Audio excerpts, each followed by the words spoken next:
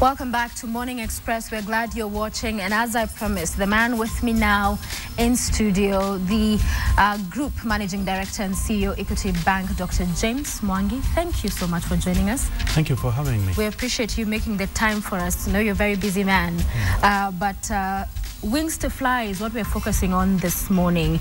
And it's an amazing project, an amazing program that we've been able to see its results. We saw the other day the issuance of those scholarships. But take us through when it was born. Where did this idea come from? Thank you very much, Sophia. This idea of Wings to Fly was born in 2008. Okay. That's when we thought really deeply. But its genesis was from the Equity Leadership Program that sponsors students to university. Right. So far we have 1,550. But we realized that we pick them after doing their Form 4 exams. Correct. And then we asked ourselves, what about those children who are not able to transit from the free primary to the paying secondary school because of affordability? Okay. And that's when we said, what about if we targeted the most gifted but most needy, assist them to transit to secondary school so that they can be candidates for the leadership development program.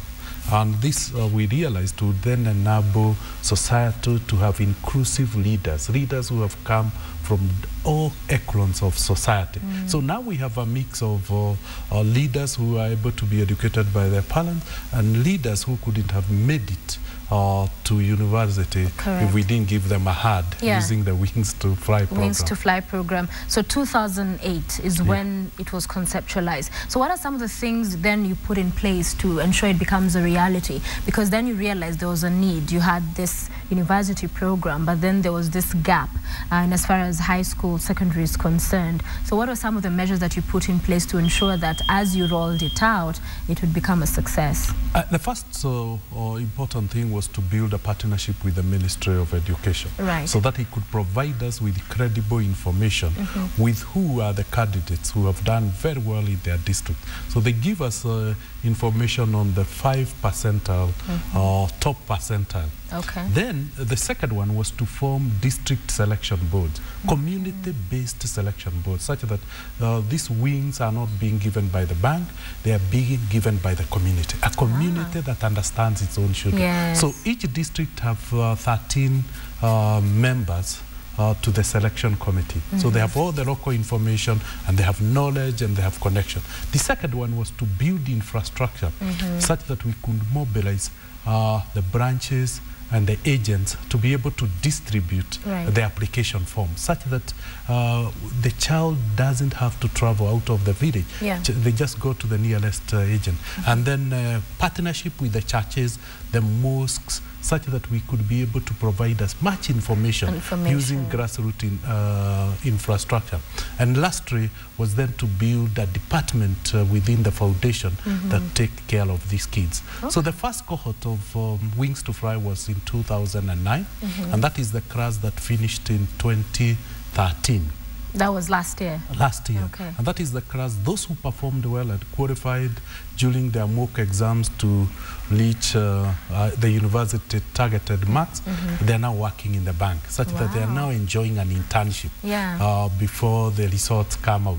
Those who, again, who never made it to the mock but make it when we get the results in February, again, they will join. So, because we wanted a comprehensive scholarship that takes care of the child in its entirety, in all the requirements. And that is why it was not just about school fees.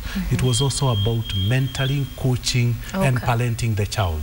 Such that the gaps that we identified when we studied the rise of those children, we could fill them. That's why also there is pocket money, there is health, there is traveling allowance, there is shopping. So it's all inclusive. It's not just school fees, go to school, but you take care of the other needs as well. Particularly the psychological needs of the child, such that they can grow up in a holistic manner like any other child in our society. All right, because it's one thing, doctor, to be in school and you're stressed about how will I go home, or what will I eat? So or watching other kids having coffee or chocolate in the evening, and you have nothing, or struggling because you can't even afford a loaf of bread.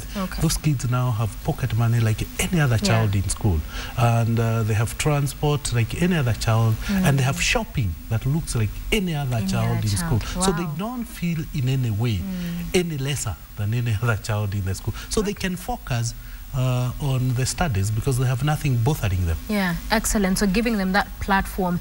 But also one of the things highlighted in what you put into consideration when choosing the beneficiaries is that those that are from the neediest of families and high achievers as well. When we're talking about needy families, what exactly? Because you'll find very many people there who today would jump at that opportunity. They'll say, I need it. They'd think they're needy. So what would qualify for a needy and high achiever beneficiary? The first one on high achiever is that you must have a threshold of 350 points in your exam, and you must be in the top 5%. If your district has performed so well, that minimum requirement can go up to 370, can go up to 380, just to ensure it's the top 5%. In terms of the other consideration is that if you don't get this scholarship, then you'll not be able to make it to Form 1. There's nobody else who can pay for you. And we have seen that majority of those who we are not able to select, they go back to primary school to repeat because there was nobody. And that has really comforted us that the selection boards are doing the right thing. They are giving the most deserving. So about 80% of these kids are orphans. And those who are not orphans at least are being brought up by a single parent. The second one is most of these parents are aiding. They have chronic challenges, diseases like AIDS, particularly AIDS. We see about 40% of those who might have even single parents, they are nurturing them. It's the kids who are taking care of their parents. The second one is where we have a disability within the family. You find both the father and the mother have handicap and cannot be able to provide for their children because of that type of challenge. And lastly is families that are afflicted by calamities within the family, and you find an accident occurs and children are left on their own. Yes, initially they were doing well. So that is, and then a demonstrated ability that even in primary you survived on the basis of the community supporting you. So that must be really demonstrated, because it would be sad for us to sponsor a child who could be sponsored by somebody else. And also looking at the question of, we have a huge country, over 40 million and counting. So in terms of trying to balance it out, because at the end of the day, you want to be able to reach as many as you're looking at those who are most in need. Talking about gender balance, is that put into consideration, the different counties and the regions? Does that come into play as well? Yes, all regions are given equal numbers. If it is 25 children per district, that's what is given to each district in the country. There must be a balance. Half of the scholarships must go to either gender. So it's either girls, when it is 25, girls get 13 or 12, and the boys get 13 or 12. It's equal numbers, because you want a society where you are bringing both girls and boys together, such that it's a society that will not have the biases that we see at the moment, where men dominate positions. We want future positions to be evenly distributed, because women will also have equal capabilities. They have been given equal opportunities. So you saw the first batch graduate last year. Take us through what the results looked like, and what for you you'd say, having come this far, 4 or 5 years on, what are the successes that you've seen with this product?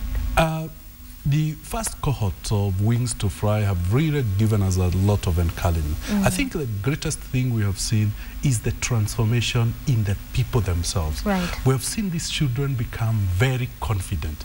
Their esteem and pride as human beings is completely transformed. You can't compare the child we picked and the child we now have today. They are completely different. They walk, they are eloquent in their speaking, because they feel that society have have accommodated them.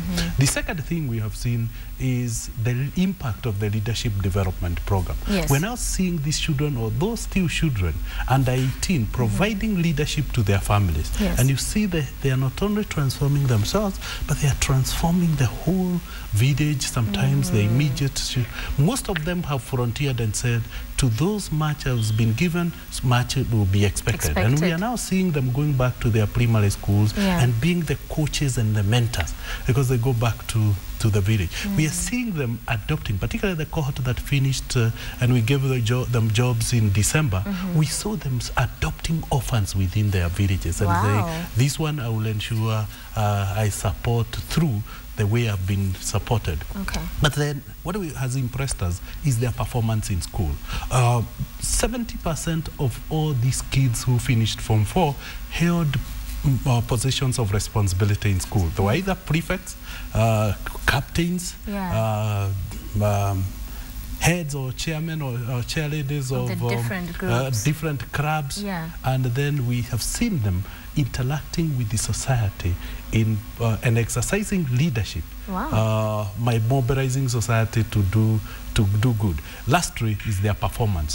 They are performing better than the national student. And we expect that while the transition from secondary to university at the national level is only 8%, we'll be able to deliver between 50 and 60% transition. Of that? Well, of all the kids, we expect 60% of all the kids to make it to university. To make it. And of course, with such a program and, you know, there's school fees, there's all these other things you were able to mention that you do for the beneficiaries. The question of funding, it costs money. So where does this money come from?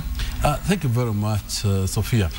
We were very lucky that Equity Bank offered to provide its infrastructure free of charge, such that 8,000 employees are mentors to these kids. They visit these kids.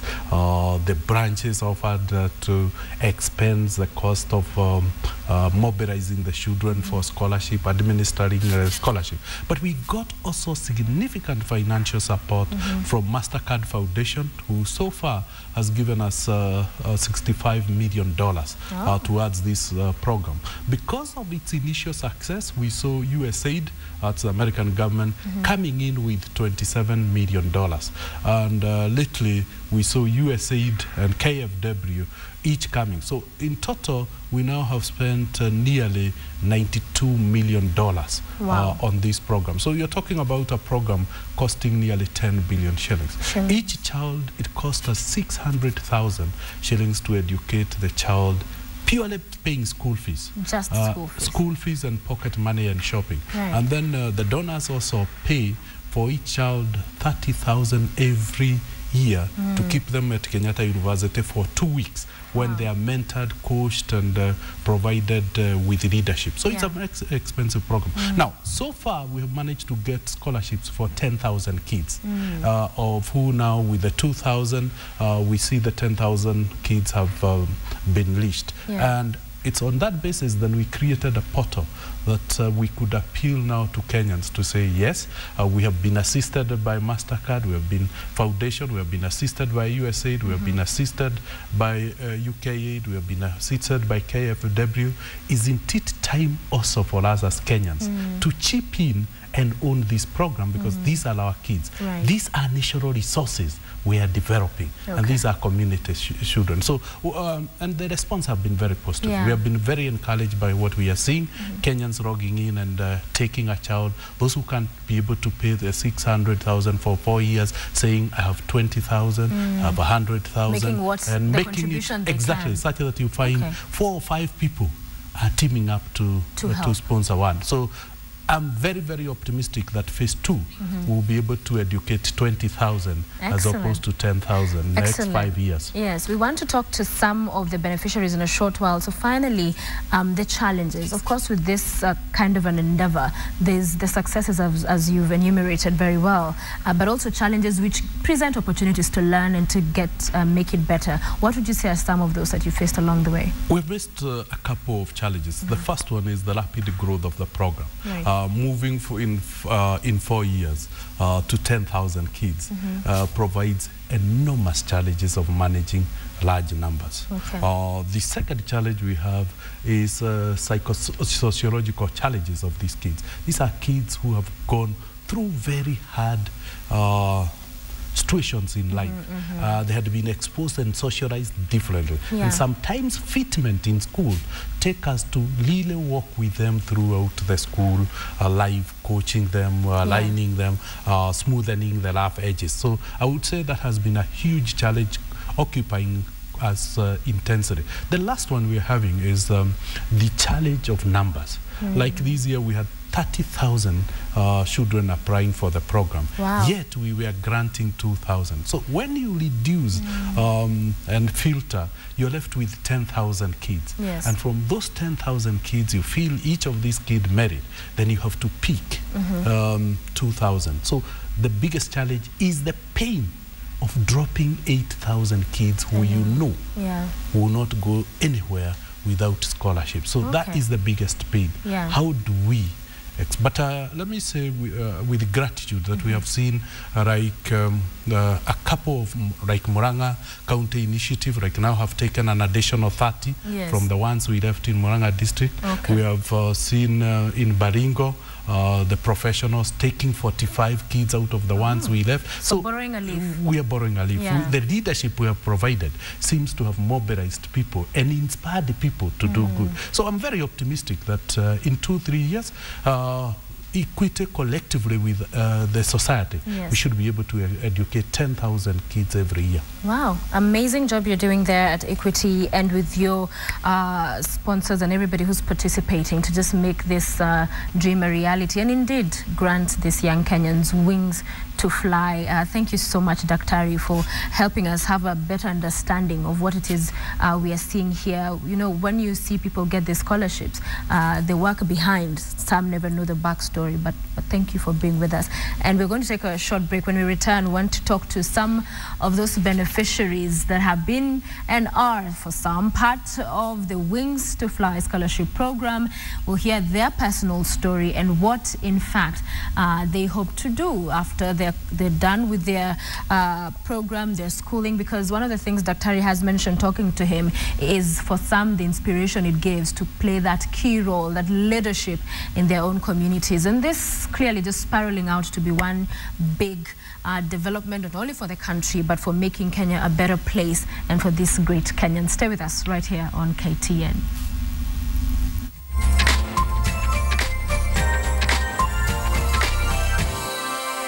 Welcome back to Morning Express. It is 8:30 a.m. We're glad you're watching, and I'm now joined by 4 amazing young people, beneficiaries of the Wings to Fly scholarship program, and I want to have a quick chat with them about what this program has been for them, what it has done to them. And I'll start with an introduction of who's with me. Yeah, this set looks quite full today.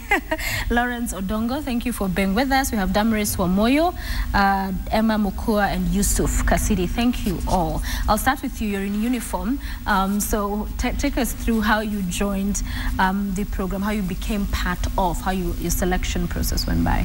Thank you. I'm from Voi. This was in Taita Taveta. Yes. I schooled at a school called Sasenyi Primary School. I worked extra hard and smart to get myself good marks that could take me to better national schools. Right. I managed to get 417 marks. Nice. I was so happy. I had a very kind head teacher who knew about the Equity scholarship. So he helped me secure the sponsorship through getting the forms. We filled the forms. Then we were called for an interview. Thanks to God, I managed to get the scholarship, and I'm here now, very happy, and I promise that I'll do all my best to make sure that I'll maximize the resources that are invested in me come in the future, so that I can become a very good person, very educated, and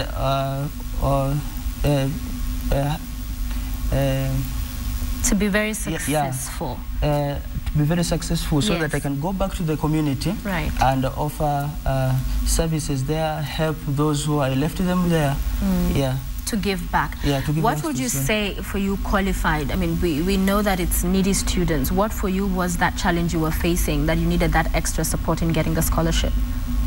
My parents were casual workers, so they didn't have any job that they could get the fees to get me to school. Okay. So that challenge now made me to work extra hard. Yes, so that because when I was in class 7, one of my best friends in the school was taken by the Equity. So they came there, they interviewed me because I was already doing very well in school. Right. So I promised them that I'll work extra hard so that I can join the scholarship program. Okay, and where are you in school now? I'm in Alliance High School. What form? Form 3. Excellent. Thank you. Excellent. Let's talk to Emma. Emma, what are you doing now? I'm currently interning at Nairobi West Branch, Equity Bank. Take us through your process as well, for you, how it was. Okay, for me, basically, after I finished my primary school, I was in a school in Kisii. It is called St. Andrew's Kagwa Girls. I managed to score 421 marks. Wow. By then, I was the best in the district. And by then, my parents could not afford school fees because my dad, by then, didn't have a job. My mom, too, was sick. So I tried here and there, but by then, I didn't know Equity was giving scholarships. So I grabbed one from USAID. Then later USAID partnered with Equity. So that is how I joined Equity Bank. Okay. Yeah. And went through school. Where did you go to high school? I went to Loreto High School, Limuru. Yeah. And we understand from what Daktari was telling us, it's not just the schooling, going to school, but there's all these other facets of your life that they get involved in. Tell us about that, just making sure you're on level playing ground with the other students in terms of, you know, still having your shopping, your pocket money, and mentoring. How did you see that play out for you in those 4 years? Okay, I could say it's been more of home because where else in the world do you get someone to bring young men and women together, mentor you, tell you you can do this thing in life, you can be successful, take this road, take this other road, avoid this, avoid that. I can say it's been great. I'm a totally different person now. I am a great person, I could say. Yeah. You are indeed a great person. All right, and let's talk to Damaris. Damaris, where are you at now? School. I've been called to join Alliance Girls High School. Congratulations. Thank you. Very nice. So you're one of the people we saw the other day receiving the scholarships. Yes. Take us through your journey as well. I come from Kamukunji district. I schooled at Moiforces Academy, and I got a total marks of 420, and I was very happy. Yeah. But there were challenges. My mother could not afford to take me to a great school like Alliance Girls, so our friends and families encouraged us to join the Equity to look for the scholarships, and by the grace of God, I got it, and I was very happy because there were 66 people who wanted to apply, but I was among the 15 who got it from our district. Right. And yeah, it's been great so far, and I'm looking forward to the journey with the Equity Group Foundation. Okay, and how did you receive the news? Because I must imagine looking forward to getting the scholarship, you're nervously waiting, there's everybody else who wants to get it as well. So when you found out, how did you find out you'd gotten it? We were called together, and they were calling the names one by one, so you can imagine that, that anxiety. And I was called the 11th, so all that time I had my fingers crossed because I was like, won't they call me or what? Or what's going on? Or what am I going to do? Because this was my only option. Yes. So okay, excellent. And we wish you the best when you go to Alliance, beautiful school. So go work hard there, make everybody proud, yeah? I will. Lawrence Odongo, the man in the suit next to me, take us through your story. Okay, Formerly, I was a student at Status Primary School. I performed well in my KCP. I got 415 marks. But at that time, I should have been happy that I performed well and I was going to go to a grade school, Maseno School. Yeah. But I knew that just because of that, my background, my father was a security guard at Kenyatta National Hospital. Right. So, okay, problems with fees, I knew that would come about. So I went looking for a scholarship. First, I applied for Palm House and I missed, so my hopes got even downer than they were at the moment. Yeah. But then I got a call from my head teacher. She called me and told me that people from Equity Bank had come looking for me to give me a scholarship so that I can apply. So I applied and just hoped that I'll get it. Yes. Then I got a call later on and I was told I have a scholarship and I'll be going to Maseno. I was happy, and 4 years down the line, here I am now, working at Equity Bank, my avenue. Wow. I've been mentored for those 4 years at Kenyatta University. I have mentors who are also in the university. They have guided me through all this time, and now I can safely say that I'm a transformational leader of the country, all thanks to Dr. James and our mentors at Equity Bank. Wow, awesome. Very quickly, I'll start again from that end. What is it you want to do? You're now, you said from 3, you'll be done 1 year, next year you'll be out and done. What is it your dream is? What is it you want to do so badly in your life? I would like, after my secondary school education, I would like to join university. Most likely I would like to go abroad, do banking. I would like to become a banker, so that I can go back to the community and give back to the community. Give back. Yeah. And you, lady? I want to do pediatric cardiology. Yeah. What is that? More of surgery of the heart, dealing with children, basically. Why is that? Why do you want to do that? It's beautiful, but why the choice? Because looking at our current situation, most children are born with heart diseases, but then the parents are not able to cater for that money, that hospital capital for them to get treated. So you get children going by the heart diseases up to the age of 12, and yet it was discovered when they were only 5 months old. So it puts the child's life at risk. So if we could save the child, it could be a better Kenya. Okay, well said, well said. Thank you. And you? I want to become a pediatrician. Okay, children. Yes. Oh, that's beautiful. And finally? I like to study civil and structural engineering. What does that entail, sir? Okay, civil engineering basically is about construction of roads, bridges, and railways, as we have seen in Kenya. Structural engineering goes further and also includes buildings, construction of buildings. With the onset of the infrastructural development in Kenya, Vision 2030, we are the people who are going to be needed to implement that vision. So that is why I want to get into that field. Wow, awesome. I love the articulation and the confidence you all have. But as we bring this to a close, going through the education system in Kenya, I want to get an understanding from your perspective, because lots of times we speak to experts about the education system we have currently, and you see with free primary education, then everybody's in there. So there's several challenges with the numbers of too many students, few teachers, resources and all.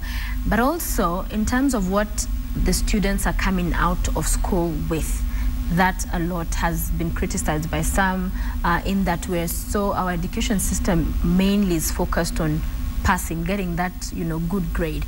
But is it all about that? Do you feel, and if you were to make a suggestion today, the president sat you down and said, hey, Damaris, what do you think would be done better to ensure that the education system works in terms of getting the best out of you young Kenyans? That as you go through primary school, secondary school, you're not only just getting your chemistry and English and Kiswahili right, which is very important, but also other elements of you, including talent, are being sharpened, or other interests you may have are also being taken into consideration. And I'll begin with you. What is that, if you ever thought about it, what is those recommendations you'd make or you think would need to be done?